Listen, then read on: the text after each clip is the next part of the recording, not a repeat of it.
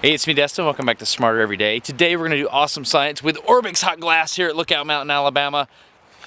Goggle up. Science is about to happen. We're going to use a high-speed camera and learn about Prince Rupert's drop. It's never been done on the internet. You're going to learn something. Let's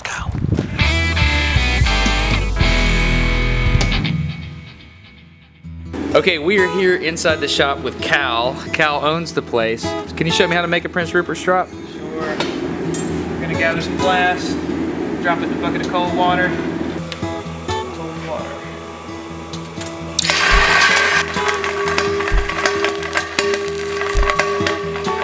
So after it cools down, this is what you're left with. Kind of looks like a tadpole, but it has some really interesting mechanical properties. We can actually hit this thing with a hammer and it won't break. Okay, I'm ready.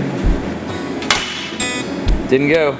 Okay, I think Cal is kind of a pansy, so you think you can break it?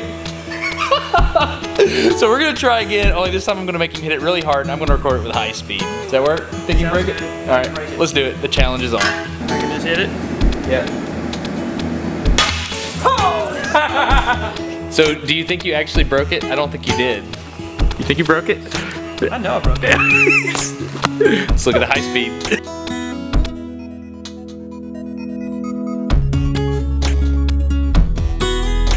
Okay, so the drop broke, but technically it wasn't the hammer that broke it. If you look close in the high speed, you can see that it's the wiggling of the tail that makes it go. This is the mystery of the Prince Rupert's drop. You can try as hard as you can to break the bulb, but you can't. But if you even nick the tail, the entire thing will explode. Not shatter, but actually explode. Let's go outside and I'll show you more. Okay, we're gonna just run an obscene frame rate here. We have this Phantom V1610. So glass breaking occurs so fast that you have to have like hundreds of thousands of frames per second. So we're gonna have a lower resolution and we have to have a lot of light as well. We're also gonna use this mirror over here to run about 3,000 frames per second so we can get a wide shot to see the whole event as well. 3, 2, 1, go.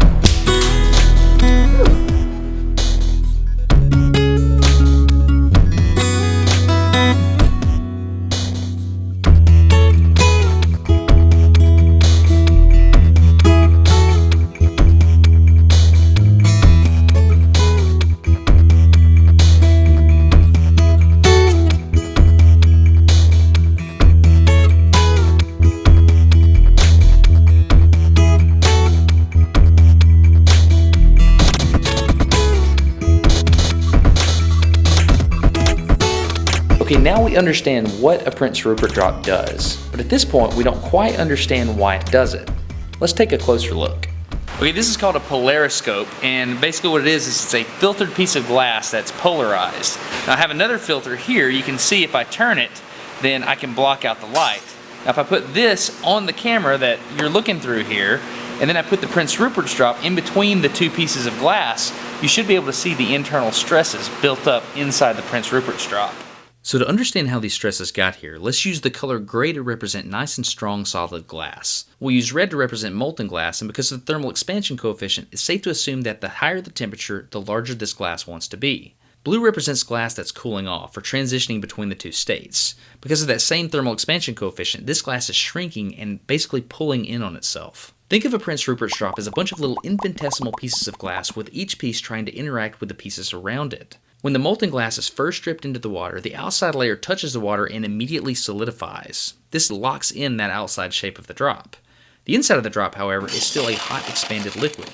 As heat's transferred to the water, that glass on the inside slowly begins to cool down and pulls in against that outside layer. The problem is that because it's already locked in as a round solid, it only compresses tighter against itself. This actually makes it stronger, kind of like how an arch compresses and gets stronger when you put your weight on it, only this is in all directions. Now because the cooling glass can't move that outside layer, it begins to pull against itself, causing it to be in extremely high tension. It then hardens in this state of tension, and there you have it, a Prince Rupert's drop.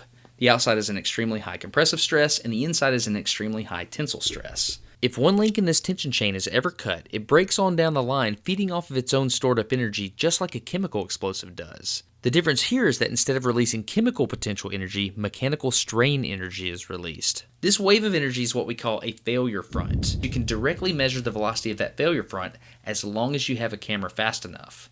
Let's give it a shot at 130,000 frames per second. 3, 2, 1, go. Got it?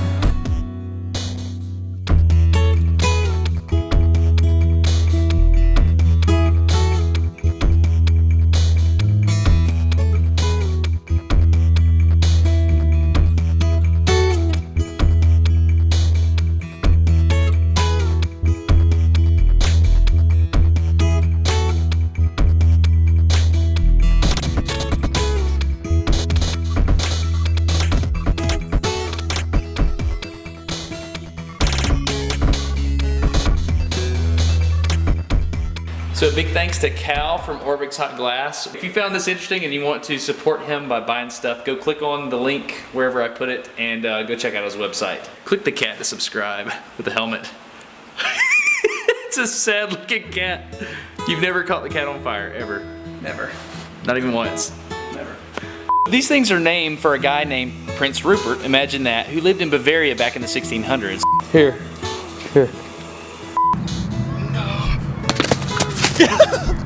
He brought these over as a gift to King Charles II in England, who gave them to his Royal Society to try to figure out. Yep, ready. Holy smokes.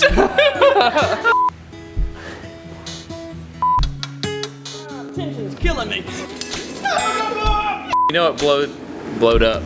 It blowed up. It blowed up, y'all.